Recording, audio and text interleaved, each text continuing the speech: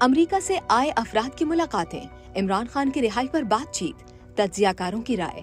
Senior تجزیہ کار منیف فاروق نے کہا کہ امریکہ سے آئے افراد اور DGISI کی ملاقات میں عمران خان کی رہائی سے متعلق کوئی واضح پلان زیر بحث نہیں آیا۔ میٹنگ میں صرف ماحول بہتر بنانے پر بات ہوئی، نہ کہ کسی دباؤ یا رہائی کے طریقہ کار پر، جبکہ سینئر اینکر پرسن عصمت شرازی نے کہا کہ ان مذاکرات کی حتمی نتیجے کا دار و مدار عمران خان اور ان کے سوشل میڈیا کے رویے پر ہے۔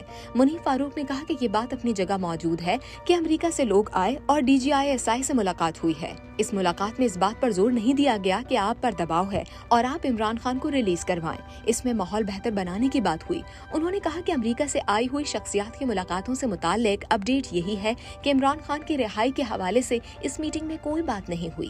منیف فاروق نے مزید کہا کہ اعظم سواتی کی ایکسس کسی خاص جگہ تک نہیں ہے، علی امین واحد شخص ہیں جن کی پہنچ ہے۔ سیاستدانوں کے ساتھ اسٹیبلشمنٹ ڈیل کرتے کرتے وہ بھی بہت کچھ سیکھ چکے ہیں کہ انگیجمنٹ سے انکار نہیں کرتے اور یہ ایک نارمل چیز ہے، لیکن کوئی نتیجہ سامنے نہیں آنے دیتے۔